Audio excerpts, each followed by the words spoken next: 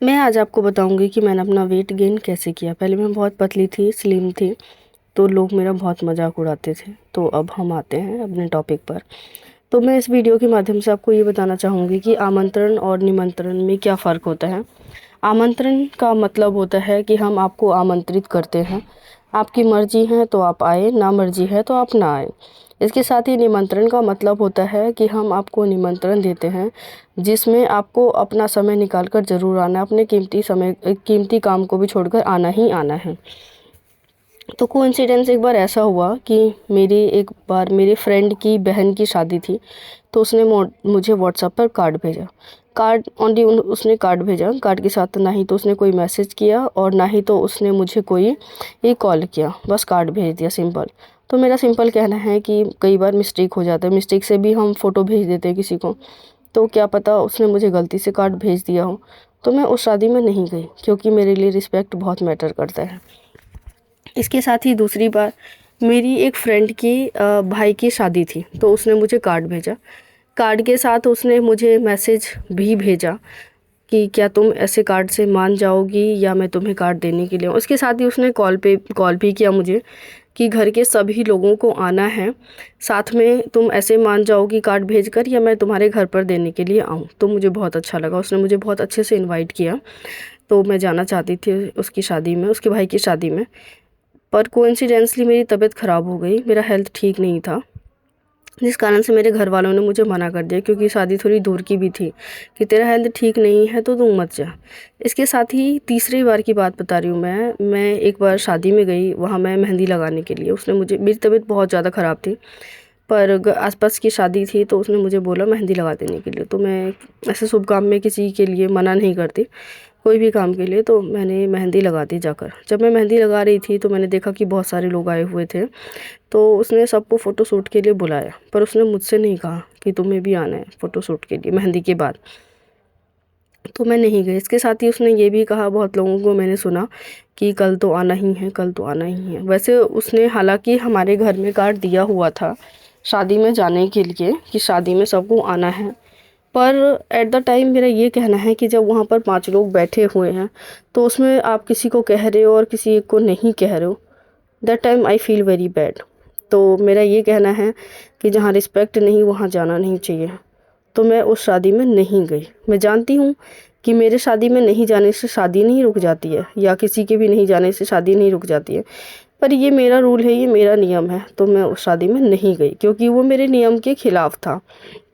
इसके साथ ही मैं क्यों जाऊँ, मेरे घर वालों ने भी कहा जा, तो मैंने कहा ये मेरी रिस्पेक्ट से बढ़कर नहीं है कुछ भी दुनिया में। मेरी तबीयत ख़राब थी तभी मैंने उसके लिए मेहंदी लगाया। खैर ये कोई एहसान की बात नहीं है, पर फिर भी उसने सबको फ़ोटोशूट के लिए बुलाया, मुझे नहीं बोला। इट्स ओके, उसने सबको बोला शादी में कल तो आना ही है, पर मुझे नहीं बोला उसने, तो मैं क्यों जाऊँ। और मैं नहीं गई, क्योंकि बात रिस्पेक्ट की होती है। तो मॉरल ऑफ़ द स्टोरी ये है कि कई बार क्या होता है कि लोग फॉर्मेलिटी ही करते हैं, तो उस फॉर्मेलिटी में जाने की कोई ज़रूरत नहीं होनी चाहिए मेरे हिसाब से। तो मैं नहीं गई। दूसरी बार जिसने मुझे बहुत अच्छे से इनवाइट किया, कॉल किया, मैसेज किया, कार्ड भी भेजा, इसके लिए मुझे खेद है कि उसने मुझे इतने अच्छे से इनवाइट किया, पर मैं शादी में नहीं जा सकी। इसके लिए मुझे बहुत खेद है, अंदर ही अंदर मुझे बहुत दुख है कि मैं उस शादी में नहीं जा पाई। कई बार क्या होता है कि हम कुछ ज़्यादा एक्साइटेड हो जाते हैं, सोचने लग जाते हैं, तो उस पर हमें हमारी ही नज़र लग जाती है। तो आई थिंक मेरे साथ वही हुआ। मैं बहुत एक्साइटेड थी, मैंने बहुत सारे लोगों को बोला भी था कि मैं शादी में जाऊंगी, मुझे बहुत अच्छे से इनवाइट किया गया है, और मैं नहीं जा पाई। खैर जो भी, जैसे स्टार्टिंग में वीडियो में मैंने आपको बताया था कि मैंने अपना वेट गेन कैसे किया। पहले मेरे घर में क्या है, सब जो है दुबले पतले हैं, तो जेनेटिक है, मैं भी दुबली पतली ही रहूँगी, और ये मेरा ख़ानदानी है, जीन है दुबला पतला होना, दुबली पतली ही रहूँगी मैं, ठीक है। इसके साथ ही क्या हुआ, जब मैं छोटी थी तो जैसे टीनेजर एज में क्या होता है, चेहरा थोड़ा सा बिगड़ा हुआ रहता है, हमेशा शेप नहीं रहता चेहरे में, और हम लीन एंड थिन होते हैं, क्योंकि हमारे बॉडी में जो हार्मोन्स चेंजेस होते हैं, तो जिस कारण से हम कभी कभार ख़राब भी लगते हैं। तो बहुत सारे लोग मजाक उड़ाते हैं, बहुत सारे रिश्तेदार कहते थे कि खाना नहीं देते क्या माँ बाप तेरे। मैंने कई बार उनसे कहा कि हाँ खाना तो देते हैं, वो मेरी दहेज के लिए बचा रहे, खैर मजाक में। पर कई बार बुरा भी लगता था, ऐसा लगता था कि न जाने क्या खा लूँ या क्या पी लूँ जिससे बॉडी ठीक हो जाए मेरी और लोग मजाक उड़ाना छोड़ दें। पर खैर कोई बात नहीं, टाइम के साथ मेरे घर वाले मेरी बहुत केयर करते हैं, मुझे बहुत खिलाते पिलाते, लेकिन वो होता है ना, रिजल्ट बाद में ही आते हैं, शुरू शुरू में आपको रिजल्ट नहीं मिलेगा। तो मेरे घर वाले मुझे दूध और केला खिलाते थे, तो मैं रोज़ दूध केला, इसके साथ स्प्राउट खिलाते थे, चना और अंगूर, और इसके साथ ही जो है अनार वगैरह, ये सब फल फ्रूट खाती थी। और मैं हेल्दी फूड ही खाती थी, मैं फ़ास्ट फूड ज़्यादा नहीं खाती।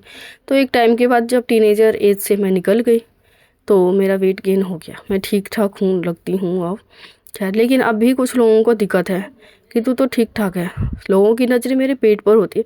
अरे भाई, मैंने वेट गेन किया बहुत मुश्किल से, वो मुझे ही पता है। अगर मेरा पेट निकला है तो आपको क्या दिक्कत है? क्या आप इसे खिला पिला रहे हो? नहीं ना।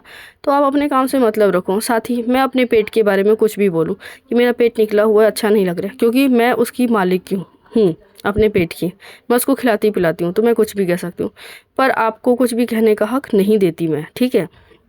तो आप अपने काम से मतलब रखें, आप अपने खुद को देखें, और बात बाकी जो भी है, मेरा ये भी मानना है कि लोग हैं तो उनका काम ही है, कुछ तो कहेंगे ही। खैर, अगर आपने इस पूरे वीडियो को देखा होगा तो आपको मेरी बात समझ आ गई होगी, लास्ट कंक्लूजन क्या था। Thank you for watching.